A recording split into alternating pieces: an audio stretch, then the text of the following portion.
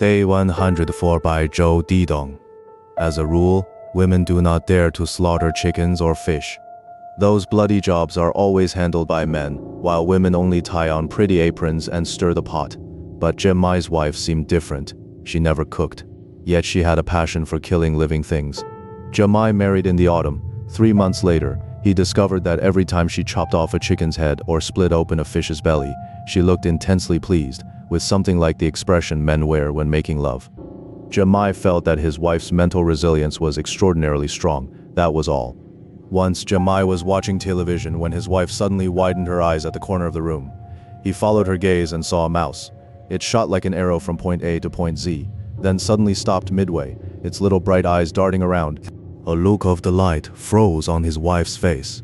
She slowly lifted one foot, silently removed a slipper, then hurled it. To his shock, it struck the mouse squarely.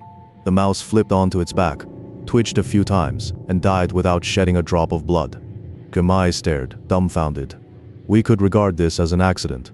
Sometimes, after all, you open a dictionary and land on the exact word you wanted. But Jemmai did not think so. He believed his wife hitting that mouse was absolutely no coincidence. It had everything to do with skill. He had clearly seen the slipper land about 3 feet in front of the mouse. The instant she raised her hand, the mouse shot forward, and the time the slipper spent flying through the air happened to match the time it took the mouse to run those 3 feet.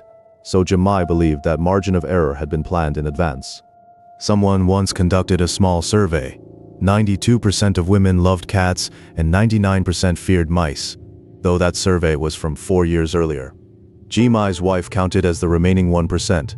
Not only did she like killing chickens and fish, she also liked swatting flies and mosquitoes. The latter may have had something to do with women being clean by nature. Sometimes, if Jemmai happened to find a mosquito at home, he would never swat it himself. He would immediately run to the computer, call her over, and let her smash it.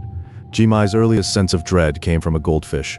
One day, Jemmai worked overtime at the office and came home very late. The moment he opened the door, he smelled blood.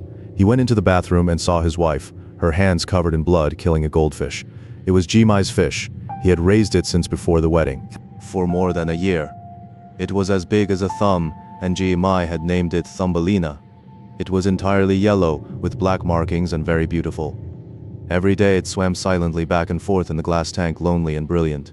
By then Thumbelina's belly had been cut open with scissors by his wife, and it was flinging its tail on the white tiled floor. Its eyes were open as always, gazing quietly at this vast world. Jemmai had never imagined that such a tiny body could hold so much blood. His wife looked at him somewhat uneasily. For the past few days, she had been home convalescing. She worked for a clothing company, running around all day and persuading clients with nothing but her mouth, signing one order after another for the company. Of course, the profits had nothing to do with her. She only used her performance to improve her competitiveness inside the company and secure her job and salary. For her, the mouth was the most important thing. But a few days earlier, she had suddenly lost her voice. The doctor diagnosed her with laryngitis. Jemmai was not angry, only puzzled. He asked his wife, "Why did you kill it?"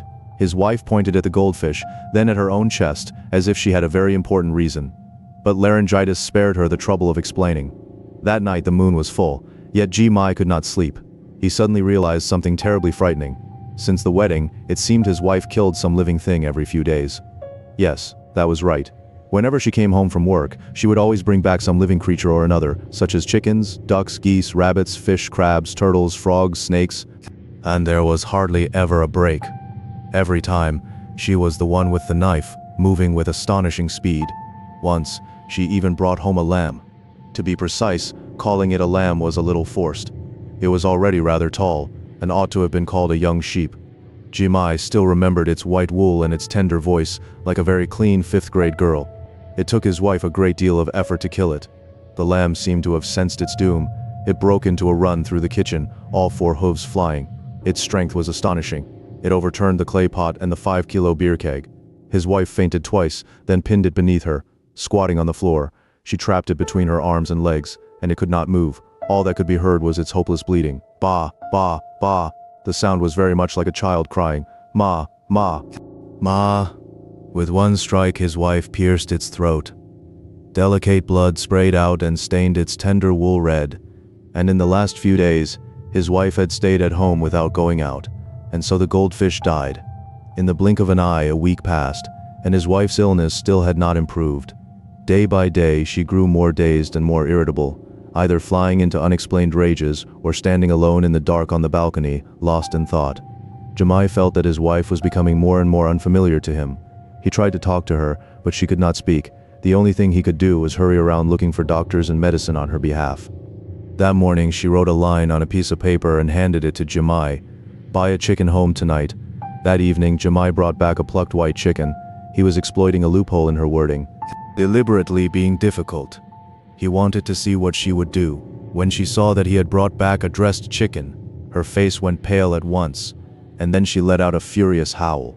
Very soon she fell silent and started coughing painfully. Jemai held her by the shoulders, wanting to soothe her, but he could not summon any feeling and only offered a few explanations. He said that when he passed the free market, the stalls had already closed, and only the chicken seller was still there. After quite a while, she seemed to calm down and sat on the sofa, dazed. Jemai seized the chance to slip into the kitchen and make dinner. He cooked chicken with mushrooms. His wife did not eat a single bite of the chicken. She only drank some of the soup.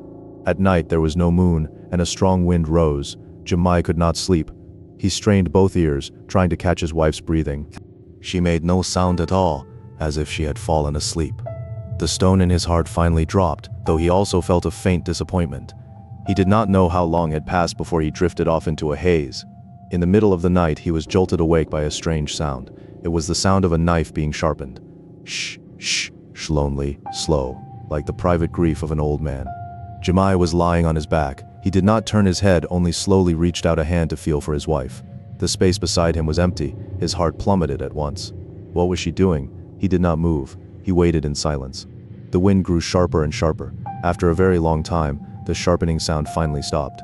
His wife seemed to stand up a little wearily and began to move, inch by inch. Her footsteps were very light, no doubt because she was barefoot. She walked from this room to that room, then from that room to this room again. The weather had turned cold. The mosquitoes and flies in the house had all died out. There was no living thing left for her to kill. Thinking of that, Jemai shivered. At last, she headed toward the bedroom. Though there was no moon, Jemai still saw a bright glinting object in her hand. He remembered that planned 3-foot margin and could not help going weak all over. He felt that he was no match for her. He gripped the quilt tightly, narrowed his eyes in the darkness, and stared at her fixedly. She stopped by the bed and carefully examined the man pretending to sleep. Jemai's nerves were like a slingshot stretched to its limit, trembling slightly, about to snap. Finally, she spoke. Her voice was hoarse like a man's kill, then she jerked violently and slowly collapsed. Jemai sensed something was wrong. He sat up trembling and switched on the light. Under the stark white glare, he saw a sharp knife thrust into his wife's heart, blood gushing out. Her eyes quivered as they stared at him, and her expression looked like ecstasy, yet also like fury. This woman's suicide was baffling. The doctors could not explain it, the police could not explain it, and her parents could not explain it. For a time, everyone around them talked about the matter. A year later, Jemai married again. His new wife was a psychologist, and from her he learned a very new term, occupational fear. She said, "The death of your former wife was probably related to occupational fear. This kind of mental illness is very common. Among modern women, severe cases account for 1%. Jemai thought she had gotten only 1% of it right. The end."